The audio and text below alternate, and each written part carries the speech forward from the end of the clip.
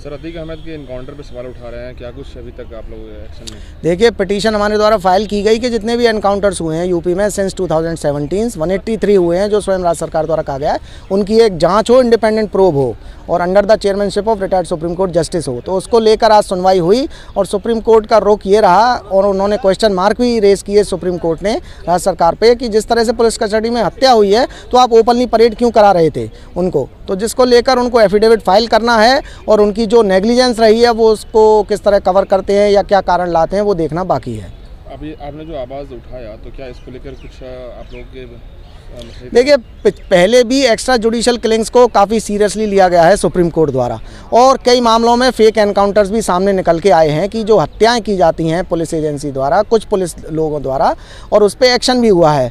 तो उसी के सीक्वेंस में इस तरह के इंसिडेंट जो हाल ही में हुए हैं उनकी भी जाँच आवश्यक हो जाती है और ये खुद सुप्रीम कोर्ट के पहले डायरेक्शंस हैं कि एक इंडिपेंडेंट प्रोब होनी चाहिए जहाँ कहीं भी एक्स्ट्रा जुडिशियल किलिंग्स होती हैं। क्या लगता है कि यूपी गवर्नमेंट से बड़ी चूक हुई है जिसको लेकर इस तरह के मामले? अब देखिए, चूक है या कोई कॉन्स्पायरेसी है या कुछ लोग होते हैं जो पूरा अंजाम देते हैं फिर सब पे क्वेश्चन मार्क होता है, तो वो एफिडेविट में क्या कहते हैं उसके बाद ही अगला कदम तय करेंगे। क्या योगी जी पे जो है मुश्किलें बढ़ेगी इस तरह से? देखिए, जो मशीनरी है, स्टेट मशीनरी, वो काम करती है।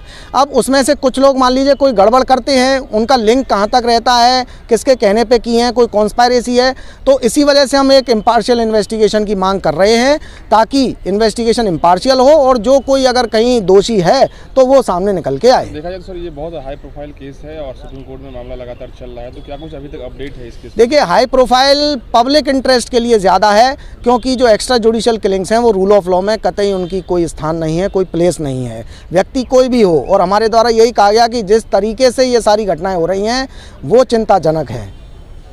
क्या लगता है कि इसको लेकर आप लोग जो यदि एक्शन में आएंगे तो अतीक अहमद की तरफ से कुछ राहत मिलेगा? नहीं, देखिए, किसी व्यक्ति के खिलाफ कोई भी केस है, कुछ है, वो कानून उससे निपटेगा। हमारा यहाँ पे सिर्फ एक्स्ट्रा जुडिशियल किलिंग्स को लेकर क्वेश्चन था जिसको सुप्रीम कोर्ट सुनवाई कर रहा है और आगे उनसे जवाब मांगा है, तो देखते हैं आगे क्या निकल के आता है उस एफिडेविट में। एक सवाल है सर, जिस तरह से जब ये सब घटनाक्रम हो रहा है तो नहीं लग रहा है कि शाइस्ता को भी सरेंडर कर देना चाहिए? कल होके पता चलेगा कि उसका भी एनकाउंटर हो गया। देखिए, कानून के दायरे में जो भी आता है उसको कानून की मदद तो करनी ही चाहिए। कोई भी सवाल है, किसी पे कोई भी आरोप है, वो कोर्ट में तय होगा कि सही है गलत है, तो कानून जहाँ जहाँ अपना काम कानून को करना है वो करना चाहिए। लेकिन जो कानून की एजेंसियां हैं अगर वो कुछ गलत करती हैं तो उनके विरुद्ध भी एक्शन होना चाहिए। मेरा सवाल था, शाइस्ता परवीन को सरेंडर करना चाहिए या नहीं? देखिए, सरेंडर कोई भी आदमी को अगर एब्सकॉन्डिंग घोषित किया गया है तो सरेंडर तो उसको कोर्ट के सामने आना चाहिए।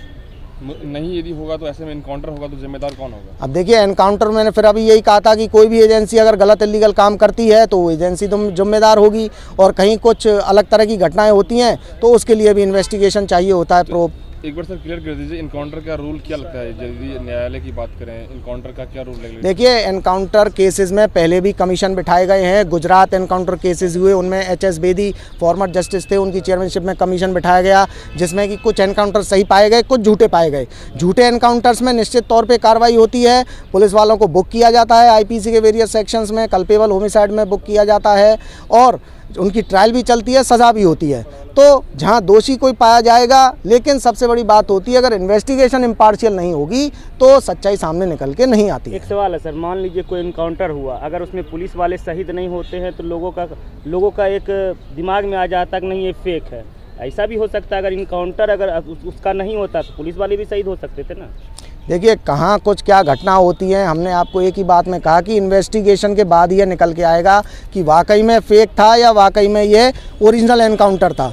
कई जगह शहीद होना या ना होना ये कोई पैमाना नहीं है किसी एनकाउंटर का। लेकिन आप आर्मी के एनकाउंटर्स देखिए, आर्मी है, जान की बाजी लगा के एनकाउंटर होते हैं, मुठभेड़ होती है आतंकवादियों से, आर्मी को भी चोट पहुंचती है, सब जगह होती है। हाल ही में पंजाब में सिद्धू मूसेवाला के जो हत्यारे थे उनका एनकाउंटर हुआ, गांव में छुपे हुए थे, सबने देखा। तो एक घटना जो होती है वो अपने आप एक सामने पिक्चर ले आती है कि ये सही है या गलत है, क्योंकि कोई भी अपराध हो कहीं ना कहीं वो क्लू छोड़ जाता है। तो जिस ड्रामेटिक तरीके से ड्रामा की तरह घटनाएं होती हैं वो अलग दिख जाती हैं और कहीं सही में कुछ घटना होती है वो अपना अलग एक सबूत छोड़ देती है।